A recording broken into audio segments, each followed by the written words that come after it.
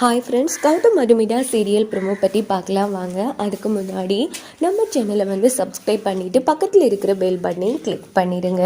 நம்ம அபிஷேக் கூட சேர்ந்து பணத்தை வந்து திருடினாங்க இல்லையா, அவங்க வந்து இல்லாமல் போயிட்டாங்க. இந்த இல்லாமல் போகல, அவங்க வந்து ஒரு தப்பான முடிவெடுத்து ஹாஸ்பிட்டலில் இருக்காங்க. அப்போ அவங்களோட மனைவி வந்து போலீஸ் ஸ்டேஷனில் வந்து கம்ப்ளைண்ட் கொடுத்துருக்காங்க. இப்படி என் ஹஸ்பண்ட் வந்து இந்த நிலைமைக்கு ஆகிறதுக்கு காரணம் இவங்க தான், இவங்கள அரெஸ்ட் பண்ணுங்க அப்படின்னு. இங்க பார்த்தோம்னா நம்ம கௌதம் ஃபேமிலி, அதாவது கௌதம் வந்து வீட்டோட அரெஸ்ட் பண்ணி போலீஸும் அந்த வீட்டிலே இருந்துட்டு இருக்காங்க. சார், அந்த அக்கௌண்டருக்கு ஏதாச்சும் ஆயிடுச்சுன்னு சொன்னால் நாங்கள் உங்களை அரெஸ்ட் பண்ணுவோம், அப்படி ஆக இல்லைன்னு சொன்னால் எந்த பிரச்சனையும் இல்லை, ஏன்னா அவர் இந்த நிலைமைக்கு காரணம் நீங்கள் தான் அவர் லெட்டர் எழுதி கொடுத்துருக்காரு அப்படின்னு போலீஸ் சொன்னதும் கௌதம் ஃபேமிலியால் என்ன பண்ணுறேன்னு புரியாமல் தவிச்சிட்டு இருக்காங்க. ஆனால் அபிஷேக் மட்டும் ரொம்ப ஹாப்பியாக இருந்துட்டு இருக்காங்க. அப்படின்னு பார்த்து என்ன நடக்குதுன்னா, அந்த அக்கௌண்டரோட வைஃப் வந்து பயங்கரமாக அலறி அடிச்சுட்டு கௌதம் வீட்டுக்கு வராங்க. யோ, உன்னாலதாயா என் புருஷன் இப்படி ஒரு முடிவு எடுத்துட்டாரு, இங்கே பாரியா, ஒன்று மட்டும் சொல்கிறேன், நல்லா கேட்டுக்கோ, என் புருஷனுக்கு மட்டும் ஏதாச்சும் ஆகட்டும், உன்னை நான் சும்மா விட மாட்டேன் அப்படின்னு ஆச்சா பாச்சான்னு கத்திட்டு இருக்காங்க.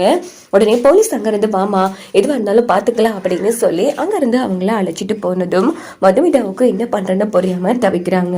இந்த பக்கம் பார்த்தோம்னா நம்ம கௌதமுக்கு வர விபி ஏறிட்டு போகுது. அப்ப மதுமிதா வந்து சமாதானப்படுத்துறாங்க. கவலைப்படாதீங்க, கண்டிப்பா உங்களோட நல்ல மனசுக்கு அந்த அக்கௌண்டருக்கு எதுவுமே ஆகாது, தப்பு பண்ணது அவருங்க, அதான் குற்ற உணர்ச்சியில இப்படி ஒரு வெளியே பார்த்திருக்காரு, நீங்க கவலைப்படாதீங்க அப்படின்னு மதுமிதா ஆறுதல் படுத்திட்டு இருக்காங்க.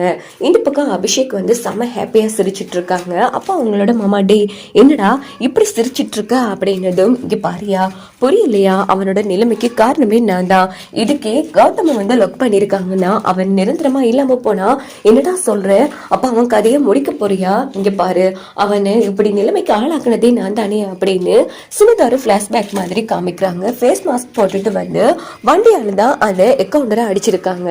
அதை மாத்தி அபிஷேக் வந்து அவரா தான் இப்படி அடிப்பட்டேங்கிற மாதிரி சொல்ல வச்சிருக்காரு. இதை சொன்னதும் அவங்க சித்தப்பா வந்து பயப்பட ஆரம்பிக்கிறாங்க. அட பாவி, அப்படின்னா இது எல்லாம் உன்னோட வேலை தானா?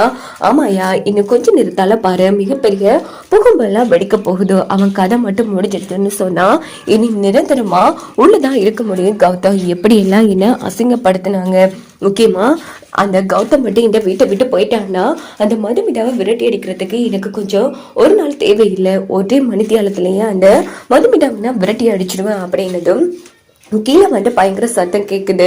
உடனே அவங்க சித்தப்பா, டே கீழே ஏதோ சத்தம் கேட்குதுடா அப்படின்னதும், வாயா கீழே போய் பாரு, கௌதம் நிரந்தரமா உள்ள போக போறான் அப்படின்னுட்டு அபிஷேக்கும் அவங்க சித்தப்பாவும் கீழே வராங்க. அங்க பார்த்தோம்னா போலீஸ் எல்லாம் வந்து இருக்காங்க. அக்கௌண்டருக்கு ஏதோ ஆயிடுச்சு போல, அவங்க வெயிட் பண்ணி பார்க்கல என்ன நடக்கும்.